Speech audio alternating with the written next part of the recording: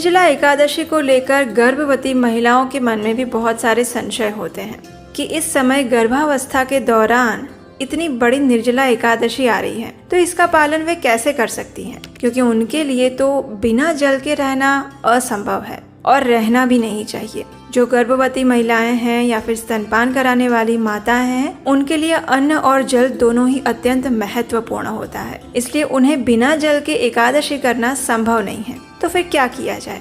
तो देखिए, इसका उत्तर ये है कि गर्भवती महिलाएं या स्तनपान कराने वाली माताओं को कुछ सावधानियां रखते हुए इस निर्जला एकादशी का पालन करना चाहिए। कैसे? चलिए देखते हैं। सबसे पहले तो गर्भवती महिलाओं को भूखा या प्यासा रहने की सलाह नहीं दी जाती, इसलिए वे बिना जल के एकादशी ना रखें। गर्भवती महिलाएं, स्तनपान कराने वाली माताएं जल, दूध, फल, एकादशी प्रसाद समय समय पर लेती रहें। जब भी उन्हें भूख लगे या आवश्यकता लगे तब वे भोजन ले सकती हैं, लेकिन इस भोजन में किसी भी प्रकार के अन्न का प्रयोग नहीं होना चाहिए। अन्न युक्त भोजन कदापि ना लें। इसके अलावा ज्यादा से ज्यादा प्रयास करें कि अधिक फल ले। नींबू पानी, रस वाले फल, नारियल पानी, दूध, दही, छाछ, लस्सी और सात्विक चीजें ले सकते हैं। इसके अलावा आप एकादशी प्रसाद भी ले सकते हैं, जैसे कि साबूदाना खिचड़ी, राजगिरा या कुट्टू की भाकरी, पूरी, चपाती, आलू और साबूदाना की पूरी, खिचड़ी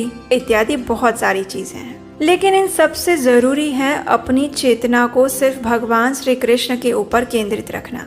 इसलिए ये सभी माताएं इस दिन हरे कृष्ण महामंत्र की, यानी कि हरे कृष्ण कृष्ण कृष्ण हरे हरे, हरे राम राम राम हरे हरे, इस महामंत्र की कम से कम 16 माला, 25 माला, 32 माला या फिर 64 माला का जप अवश्य करना चाहिए। एक माला में 108 मन के होते हैं और इसका अर्थ है 108 बार आप हरे कृष्ण महामंत्र बोलते हैं, तब जाकर आपकी एक माला पूरी होती है। और ऐसी कम से कम 16, 25, 32 या 64 माला इस दिन करिए, यानी कि इस दिन आप और कोई भी कार्य ना करें। अधिक से अधिक अपनी चेतना को आध्यात्मिक कार्यों में लगा कर रखें। भगवान श्री कृष्ण की बाल लीलाओं को सुनिए।